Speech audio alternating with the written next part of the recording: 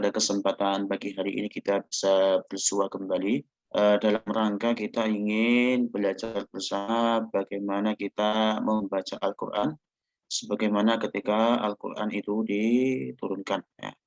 Bapak Ibu yang dirahmati Allah Subhanahu wa taala, insya Allah pada kesempatan pagi hari ini kita akan melanjutkan yaitu berkaitan dengan tahsin suratil Fatihah.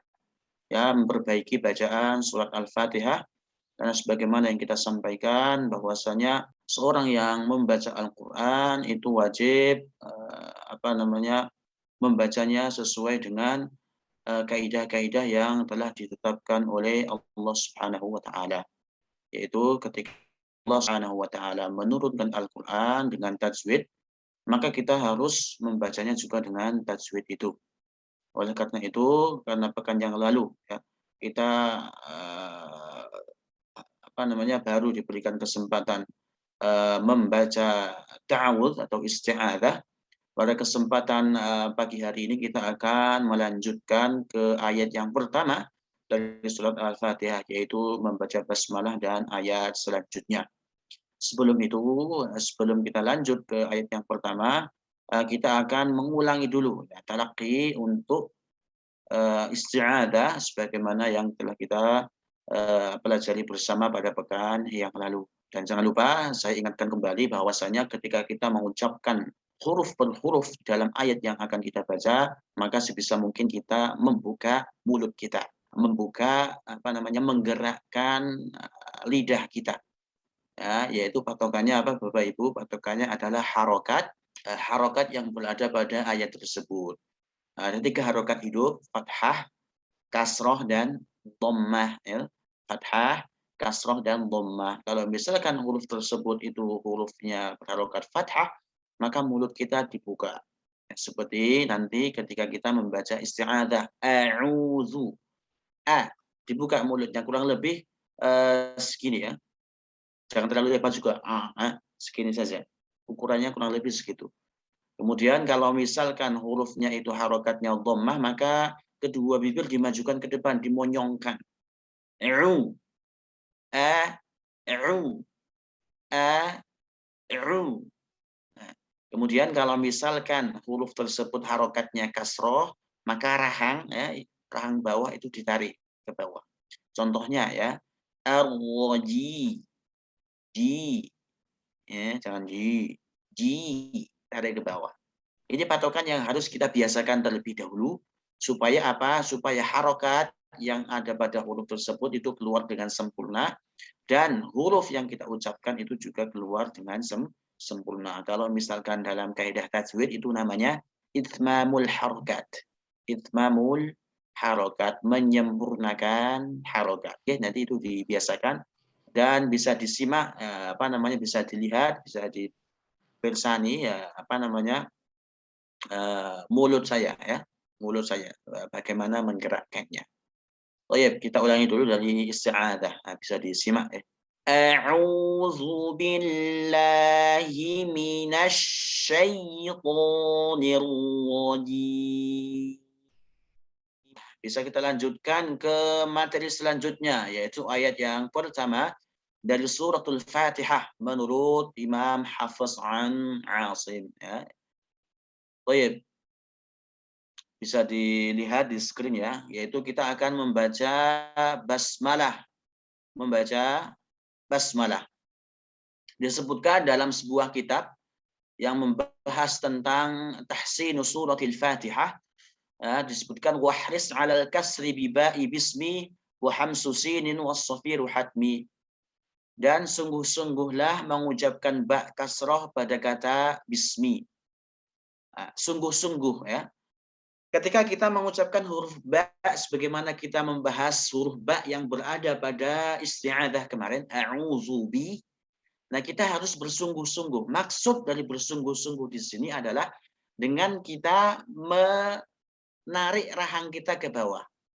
Ya, karena sebagaimana yang saya sampaikan tadi, ketika ada huruf yang berharokat kasroh, ya, maka rahang itu tarik ke bawah. Bi. Ya, jangan sekedar bi, harokatnya disempurnakan, kasrohnya. Kemudian yang kedua, apa namanya, huruf huruf tersebut hurufnya ba.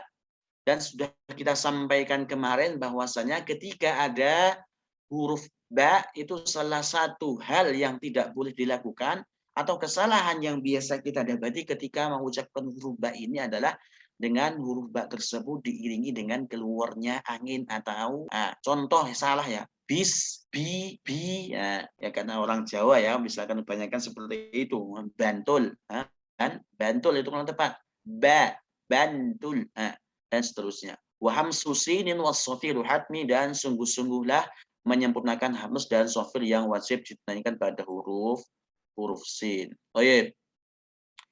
Kemudian basmalah itu apa? Nah, istilah basmalah itu artinya adalah mengucapkan Bismillahirrahmanirrahim. Nah, kalau ta'awud itu mengucapkan a'udzubillah, ya. Kalau basmalah itu ada artinya adalah mengucapkan Bismillahirrahmanirrahim. Kalau misalkan membaca apa namanya ta'awud atau isti'adzah, a'udzubillahi minasyaitonirrajim, itu wajib ketika kita ingin membaca Al-Qur'an, ya, fa idza qara'tal Qur'ana fasta'idz billahi minasyaitonirrajim, ya. Kata Allah Subhanahu wa taala, apabila kalian ingin membaca Al-Qur'an, maka hendaklah kalian berlindung dari godaan syaitan yang terkutuk. Maka sangat wajib ketika kita ingin, di awal artinya, ketika kita ingin membaca Al-Quran, maka wajib membaca ta'awud. Baik itu berada di awal surat, ayat yang akan kita baca itu merupakan permulaan surat, ataupun berada di tengah-tengah surat, misalkan ayat ke-50 dari surat Al-Baqarah, kita ingin memulai dari situ, maka isti'adzah itu wajib. Wajib bagaimanapun keadaannya, baik di tengah maupun di awal surat. Kemudian kalau misalkan basmalah, ya, membaca basmalah itu sangat dianjurkan, ya, sebelum membaca setiap awal surat. Setiap awal surat, tentunya selain surat At-Taubah. Awal surat. Artinya kalau misalkan, ya, misalkan ayat yang akan kita baca itu merupakan permulaan surat, setelah kita membaca isti'adzah, maka dilanjutkan dengan membaca basmalah. Nah, bagaimana kalau misalkan ayat yang akan kita baca itu letaknya di pertengahan surat, ya, maka itu boleh, ya, boleh membacanya atau tidak, mukhayyar, ada pilihan, ya. Ada pilihan, kita boleh membacanya atau tidak. Akan tetapi di sana ada beberapa hal terkait dengan hal ini. Ada beberapa tempat yang tidak diutamakan untuk membaca basmalah. Membaca basmalah di pertengahan surat, yaitu ayat-ayat yang berhubungan dengan membahas tentang orang-orang kafir, ya, membahas tentang orang-orang munafik, neraka, dan setan-setan. Misalkan ini ayatnya waqalu takhadallahu walada. Ketika kita ingin membaca dari ayat ini, maka tidak dianjurkan untuk membaca basmalah. Asy-syaitanu ya'idukumul faqra, ya, karena membahas tentang setan. Maka tidak dianjurkan untuk membaca basmalah. Membaca basmalah. Ya. Adapun kalau misalkan ayat tersebut itu berkaitan dengan Allah Subhanahu wa taala, menyebut nama Allah atau kata ganti yang merujuk kepada Allah, maka dianjurkan. Seperti ayat pertama dari juz 25 ini, ilaihi yuraddu ilmus sa'ah, atau huwallazi khalaqakum min tin, dan seterusnya, ya, dan seterusnya.